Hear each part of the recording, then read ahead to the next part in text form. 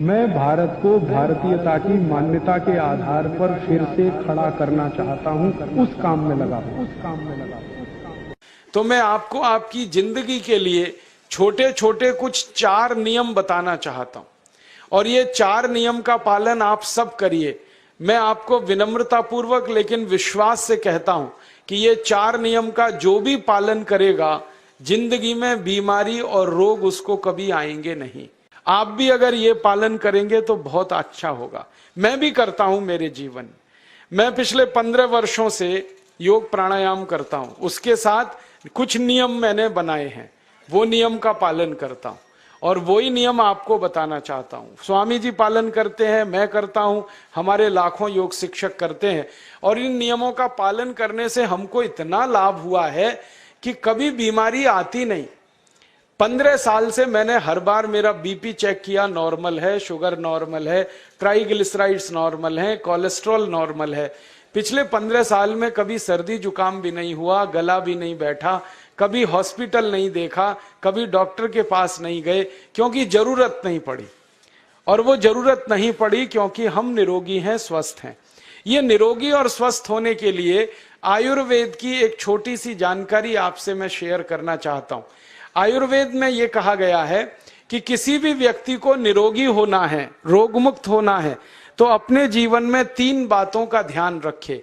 अपना वात, पित्त और कफ, तीनों का संतुलन रखे। वो 3 तरह के दोष हैं हमारे शरीर में, वात, पित्त, कफ। आपने सुना होगा, ये त्रिदोष आधारित शरीर है। जब वात बहुत बिगड़ जाता है तो 80 से ज्यादा रोग आते हैं। जब पित्त बहुत बिगड़ जाता है तो लगभग 46 से 50 रोग आते हैं, और जब कफ बिगड़ जाता है तो 28 रोग आते हैं, और वात, पित्त, कफ तीनों बिगड़ जाएं तो 148 रोग आते हैं। सर्दी, खांसी, जुकाम से लेकर और कैंसर तक जो आखिरी रोग माना जाता है, ये सब वात, पित्त, कफ के बिगड़ने का खेल है। तो इस देश के आयुर्वेद चिकित्सा के सबसे महान लोगों में से कुछ नाम आप जानते हैं, जैसे चरक ऋषि, जैसे सुश्रुत ऋषि। ऐसे एक ऋषि हुए बाघभट्ट।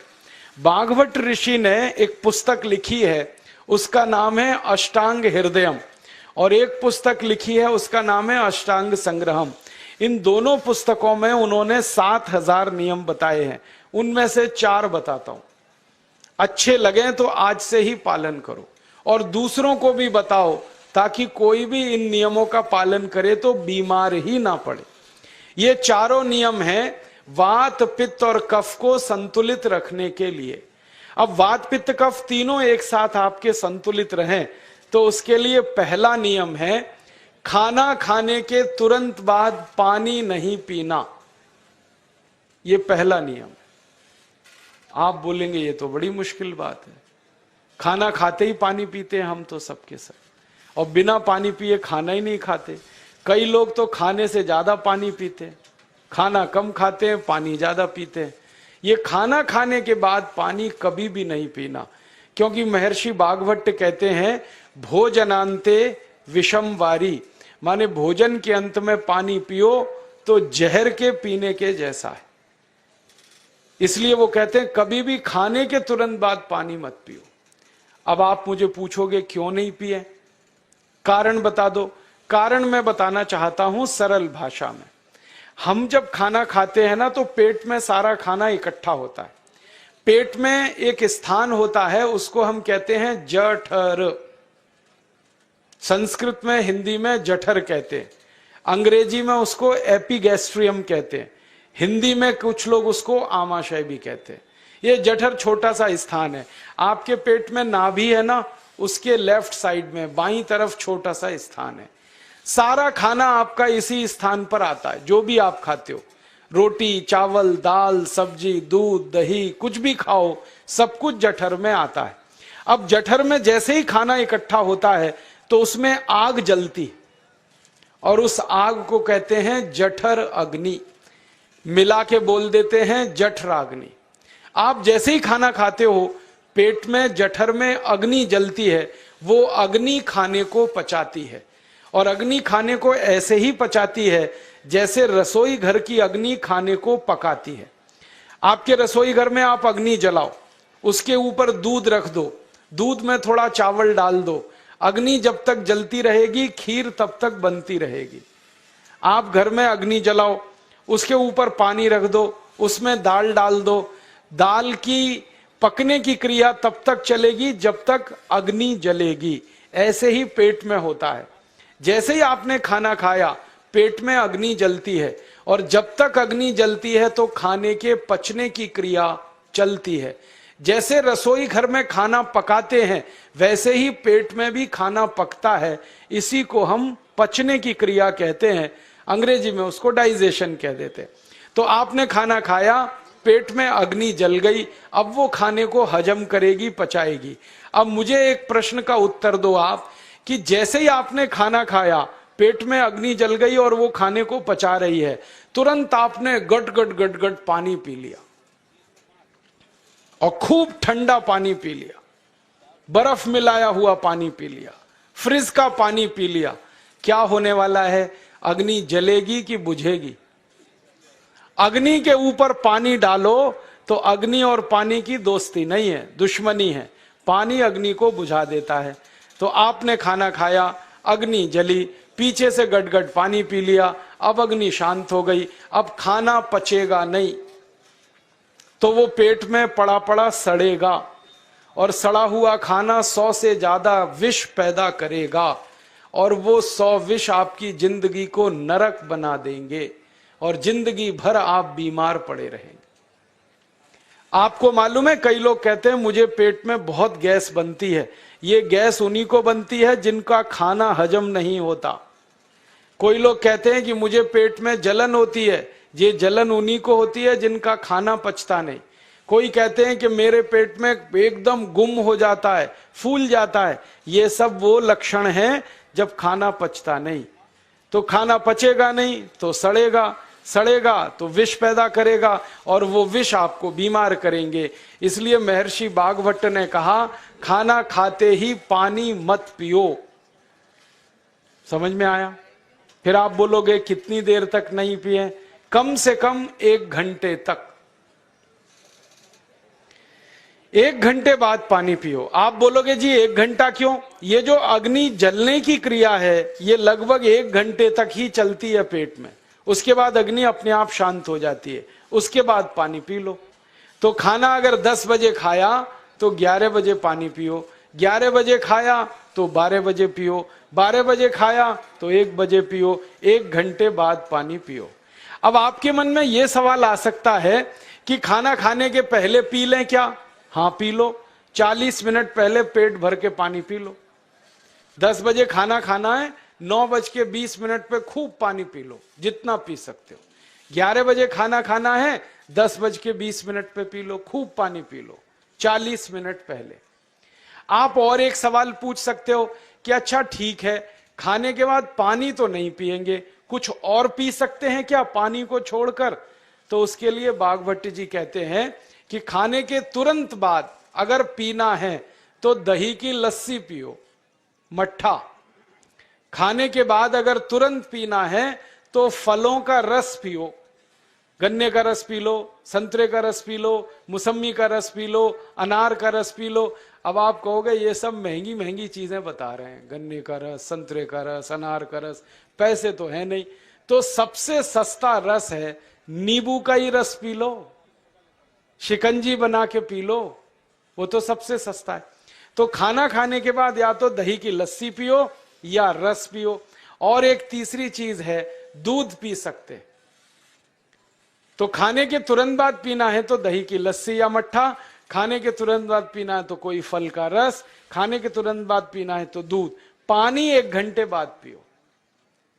और अगर एक बात ध्यान रखो तो अच्छा है कि सवेरे खाना खाते हैं जिसको हम ब्रेकफास्ट कहते हैं, नाश्ता, तो फलों का रस पीना अच्छा, दोपहर को खाना खाएं तो लस्सी और मट्ठा पीना अच्छा, और रात का खाना खाएं तो दूध पीना अच्छा। जो लोग इस नियम का पालन कर सकते हैं जिंदगी में कभी भी 80 रोग उनको नहीं हो सकते। वात पित्त कफ तीनों ही इस एक छोटे से नियम से संतुलित रहते हैं। तो ये पहला नियम मैंने आपसे कहा। दूसरा नियम एक और है, और वो नियम ये है कि पानी कभी भी पियो, घूट घूट भर के पियो। जैसे गरम चाय पीते हैं, गरम कॉफी पीते हैं, गरम दूध पीते हैं, एक एक घूट भर के, एक एक सिप करके, ऐसे ही पानी पीने की आदत डालो। ये मुंह में एक बार गिलास लगा लिया, गटागट उसको खाली कर दिया, ये तरीका गड़बड़ है। एक घूट पानी, 2 घूट पानी एक बार में उतना ही पियो। आप बोलोगे ये क्या चक्कर है? बात ऐसी है कि एक एक घूट पानी जब हम पीते हैं तो मुंह की लार पानी के साथ मिलकर पेट में अंदर जाती है, और ये जो मुंह की लार होती है ये क्षारीय होती है और पेट में हमेशा अम्ल बनता रहता है। तो एक घूट पानी पिया, मुंह की लार इसके साथ अंदर गई, 2 घूट पिया और ज्यादा गई, बार बार लार अंदर जाएगी तो क्षार पदार्थ पेट के अम्ल के साथ मिलेगा। पेट में अम्ल बनता है, मुंह में लार क्षारीय होती है। तो ये क्षार को अम्ल में मिला दिया जाए और ये अच्छे तरीके से मिलकर पेट में जाए तो कभी भी कोई व्यक्ति के पेट को अम्लता नहीं होती, एसिडिटी नहीं होती। और पेट में अम्लता नहीं होती तो रक्त में अम्लता नहीं होती, और जिनके रक्त में अम्लता नहीं होती उनकी जिंदगी में कभी भी वात पित्त कफ के असंतुलन की स्थिति पैदा नहीं होती। इसलिए पानी घूट घूट करके पीना। मैं आपको एक छोटा सा मेरा ऑब्जर्वेशन बताता हूं, परीक्षण। आप भारत देश में या दुनिया में कहीं भी जाओ, मनुष्य को छोड़कर पशु पक्षियों को देखना शुरू करो, वो पानी कैसे पीते। किसी चिड़िया को पानी पीते हुए देखो, किसी पक्षी को पानी पीते हुए देखो, वो चोंच के एक बूंद ही के बराबर ही पानी उठाता है। एक बार में एक बूंद पानी लेगा, फिर थोड़ी देर चोंच चलाएगा, फिर पिएगा, फिर दूसरी बूंद लेगा, फिर चोंच चलाएगा, फिर पिएगा, फिर तीसरी बूंद। एक एक बूंद पक्षी पानी पीता है। कुत्ते को पानी पीते हुए देखो, चाट चाट के पानी पीता है। शेर को पानी पीते हुए देखो, चाट चाट के पानी पीता है। जितने जानवर चाट कर पानी पीते हैं, जितने पक्षी एक एक घूंट पानी पीते हैं, किसी भी पक्षी और किसी भी जानवर को डायबिटीज नहीं है, किसी को अर्थराइटिस नहीं है, कोई पक्षी ओवरवेट नहीं है, कोई पशु ओवरवेट नहीं है। वो सब स्लिम और ट्रिम है, क्योंकि वो इतने होशियार हैं कि पानी चाट के पीते हैं या घूट घूट करके पीते। अब मुझे ये हैरानी होती है कि ये पशु पक्षियों को कौन सिखाता है? वो अपने जन्म से ये ज्ञान सीख के आते। उनका कोई गुरु नहीं है, उनका कोई विद्यालय नहीं है, उनके कोई प्रशिक्षण शिविर नहीं लगते, फिर भी उनको इतनी अकल है कि पानी घूट घूट पीना। और हम ये मनुष्य जिनके इतने गुरु, इतने विद्यालय, इतने कॉलेज, सीखने वाले, सिखाने वाले, और हम मूर्खों के मूर्ख गटागट गटागट पानी पीते रहते हैं। तो पानी पीने का तरीका बदल दो, घूट घूट भर के पानी पियो। ये दूसरा नियम है। तीसरा नियम है कि जिंदगी में कितनी भी प्यास लगे, ठंडा पानी कभी मत पियो। बर्फ डाला हुआ पानी, फ्रिज में रखा हुआ पानी, वाटर कूलर का पानी जिसका तापमान बहुत कम है, ये कभी मत पीना। क्यों? क्योंकि शरीर आपका गर्म है और पानी ठंडा है। अब होता क्या है वो मैं समझाता हूं सरल भाषा में। पेट तो गर्म है, अब इसमें ठंडा पानी डाल दिया आपने तो अंदर झगड़ा होता है।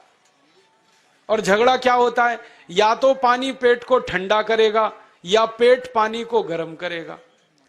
अगर पानी ने पेट को ठंडा कर दिया तो पेट के ठंडा होते ही हृदय ठंडा होता है, हृदय के ठंडा होते ही मस्तिष्क ठंडा होता है, मस्तिष्क के ठंडा होते ही आदमी ठंडा होता है, और आदमी ठंडा होते ही राम नाम सत्य होती है। आपको मालूम है, जब शरीर ठंडा पड़ जाता है तो घर में भी नहीं रखते, निकाल के बाहर सड़क पे रख देते। जो घर आपने बनाया अपनी मेहनत से, शरीर के ठंडा पड़ते ही निकाल बाहर करते हैं उस घर में से, और फिर चिल्लाने लगते हैं, लेके जाओ, जल्दी लेके जाओ, इसको जला के आओ। माने ठंडे शरीर की इज्जत नहीं है। तो ठंडा पानी क्यों पी रहे हो भाई? बंद कर दो। कोई जानवर ठंडा पानी नहीं पीता, कोई पक्षी नहीं पीता। तो आप ये ठंडा पानी पीना बंद करो, सादा पानी पीना शुरू करो। और गर्मी के दिनों में बहुत अगर आपको तकलीफ है तो मिट्टी के घड़े का पानी पी लेना, फ्रिज का और बर्फ का नहीं पीना। ये तीसरा नियम है। और चौथा और आखिरी नियम है कि आप सवेरे ही सवेरे जब सोकर उठते हो तो सबसे पहले पानी पियो। जैसे ही आपकी आंख खुल गई तो पहले 2-3 गिलास पानी पी लो, उसके बाद आप टॉयलेट में जाओ। उठते ही पानी पियोगे तो 2 फायदे हैं। पहला फायदा यह है कि पानी पेट में जाकर बड़ी आंत को साफ करता है, और जैसे ही बड़ी आंत की सफाई होगी पेट पे दबाव पड़ेगा और आप संडास घर में जाएंगे, 2-3 मिनट में पेट आपका साफ हो जाएगा। जिनका पेट सुबह एक बार में साफ हो जाता है उनकी जिंदगी में कभी रोग नहीं आता। इसलिए सुबह सुबह उठते ही पेट साफ होना जरूरी है। और उठते ही पानी पियोगे तो मुंह की जो लार है वो पानी के साथ मिलकर अंदर जाएगी। सुबह पेट में एसिड की मात्रा ज्यादा होती है, इसलिए लार का पेट में जाना बहुत जरूरी है। इसलिए सुबह उठते ही पानी पीना बहुत जरूरी है। ये 4 नियम हैं आयुर्वेद के। पहला नियम, खाना खाने के 1 घंटे बाद पानी पीना। दूसरा नियम, पानी को हमेशा घूट घूट भर के पीना। तीसरा नियम, कभी भी जिंदगी में ठंडा पानी नहीं पीना। और चौथा और आखिरी नियम, सवेरे उठते ही सबसे पहले पानी पीना। 4 नियमों का पालन जो भी अपने जीवन में कर सकता है वो वात पित्त कफ तीनों को संतुलित रख सकता है। और जिसका वात पित्त कफ संतुलित है उसके जीवन में बीमारी नहीं आती है। और जो बीमार नहीं पड़ते हैं वो स्वस्थ और तंदुरुस्त और सुखी रहते हैं। उनकी जिंदगी का खर्चा कम होता है और देश का भी बहुत सारा पैसा बचता है। आपको शायद मालूम है या नहीं, 1 साल में हम जब बीमार पड़ जाते हैं भारतवासी, तो साल का करीब 6 लाख करोड़ रुपया हमारा खर्च हो जाता है उन बीमारियों का इलाज करने में। दोस्तों, सबसे पहले तो चैनल सब्सक्राइब करें, फिर लाइक, कमेंट और शेयर करें। और हाँ, हमारा एंड्रॉयड ऐप डाउनलोड करना ना भूलें।